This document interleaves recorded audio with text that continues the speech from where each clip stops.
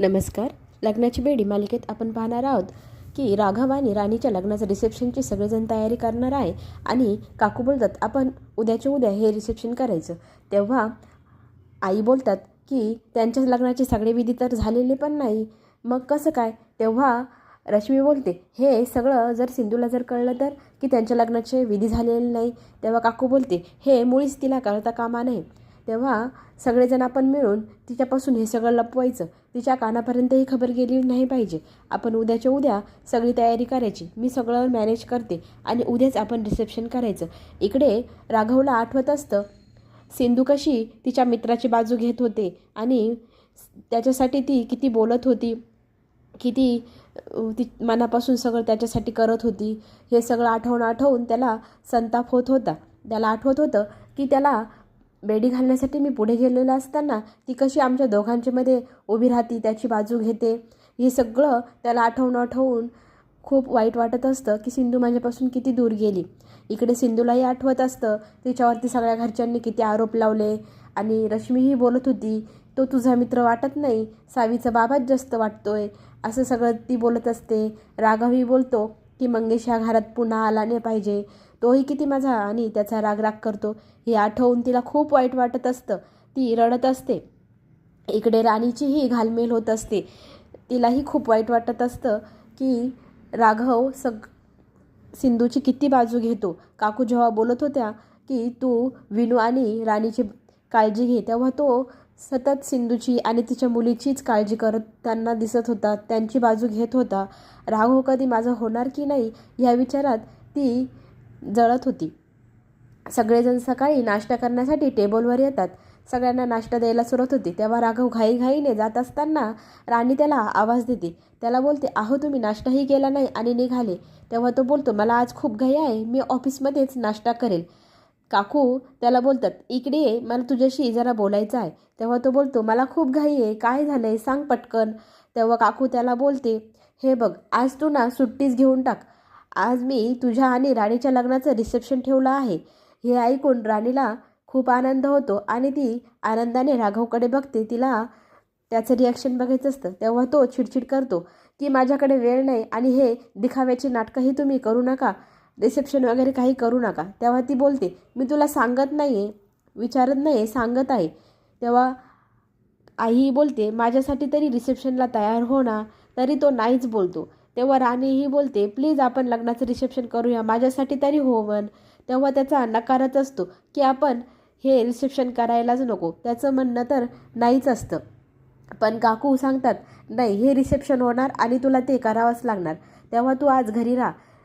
तो बोलतो मला सुट्टी मिळणार नाही. तेव्हा ऋतुराज काका बोलतं मी सगळे सुट्टीचे सांगून आलेलो आहे, तुझी सुट्टी मान्य झालेली आहे. हे सगळं विनू ऐकतो. विनू बोलतो आज काय आहे आपल्या घरी.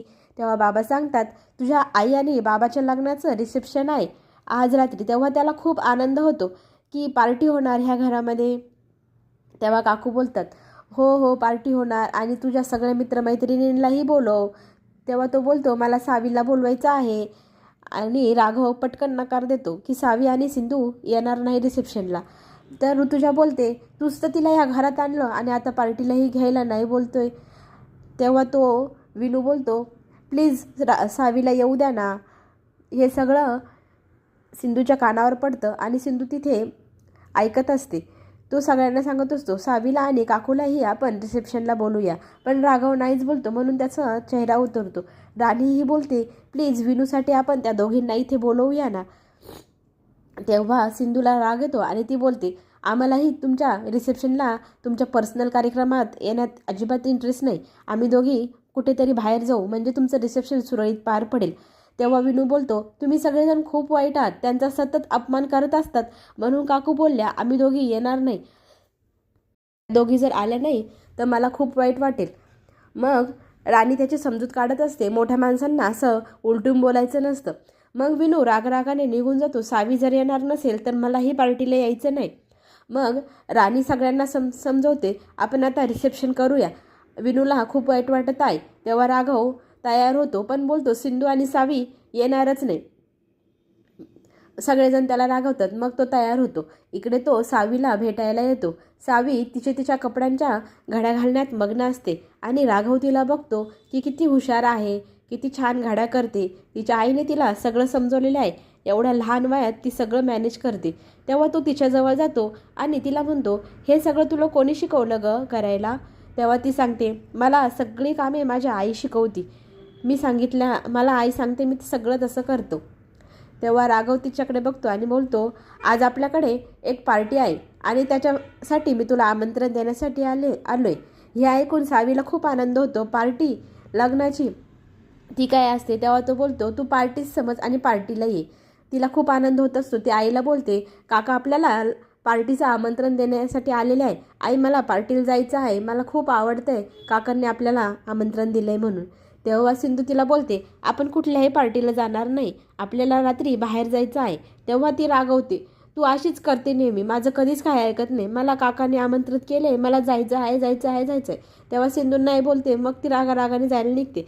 राघव तिला समजवण्याचा प्रयत्न करतो, पण ती रागाने बाहेर निघून जाते. सिंधू राघवला बोलते, बाहेर तर तुम्ही नाही बोलत होतात आणि आता का तिला आमंत्रण देत आहे? माझ्या मुलीला आणि मला तुमच्या पार्टीला यायचंच नाही. तेव्हा राघव तिला सांगत असतो, असं नको वागू, ये पार्टीला. तेव्हा ती बोलते, माझ्या मुलीशी कसं वागायचं तुम्ही नका शिकवू. तेव्हा तो बोलतो, लहान मुलींशी तुम्ही किती रूढपणे वागतात. आणि रागाने तोही बाहेर जातो. इकडे सावी रडत असते.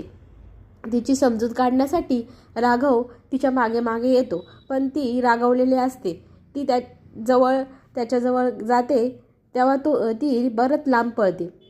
तिची समजूत काढण्यासाठी राघव तिच्या मागे करत असतो आणि तिला मिठी मारून तिला आईस्क्रीम देतो. तेव्हा ती आईस्क्रीम घेत नाही. तिला खूप राग आलेला असतो. मग तिला सांगतो, तुला जर नसेल खायची तर मीच खाऊन टाकू का? मग ती आईस्क्रीमकडे पाहत असते. तिचा राग घालवण्यासाठी राघव खूप साऱ्या गोष्टी सांगत असतो. मग तिचा राग जातो आणि ती आईस्क्रीम घेते आणि हसायला लागते. तिची समजूत राघवने व्यवस्थित काढली आणि राघव तिला सांगतो, कधीही तुला राग आला ना, तू बाहेर असं निघून जायचं नाही, शांत राहायचं. तुला काहीही लागलं तर तू मला सांगायचं. तिला तो सांगतो, एक सरप्राईज मी तुझ्यासाठी आणले, तू डोळे बंद कर. मग ती डोळे बंद करते. तिच्यासमोर तो कॉटन कँडी घेऊन येतो आणि ती डोळे उघडून बघते. ह्या दोघांचं सगळं सिंधू बघत असते. तिलाही जुन्या गोष्टी आठवतात. राघवलाही जुन्या गोष्टी आठवतात की सिंधू राग भरायची तेव्हा तिलाही मी अशीच कॉटन कँडी आणायचो, तिला खायला घालायचो, तिला खूप आनंद वाटायचा. हे सगळं आठवून राघव इमोशनल होतो आणि सावीच्या डोक्यावरून हात फिरत म्हणतो, सावीसारखी आज माझी ही मुलगी असते जर सिंधूचा ॲक्सिडेंट झाला नसता. इकडे सावी बोलते, बाबाचं प्रेम असंच सावीला मिळो. दुसऱ्या दिवशी लग्नाची पार्टी सुरू होती आणि त्यांचा डान्स सिंधूही बघते. सिंधूला खूप वाईट वाटत असतं.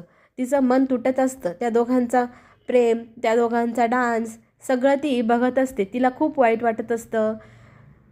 त्यांच्या रिसेप्शनचे सगळे विधी ती पाहत असते. तो तिला कसं प्रपोज करतोय हे सगळं पाहून तिचं मन खूप तुटत असतं. लाख तुकडे तिच्या मनाचे होत असतात. आता पुढे काय होणार हे पाहण्यासाठी आपण उद्या पुन्हा भेटू. माझ्या चॅनलला सबस्क्राईब नक्की करा. धन्यवाद.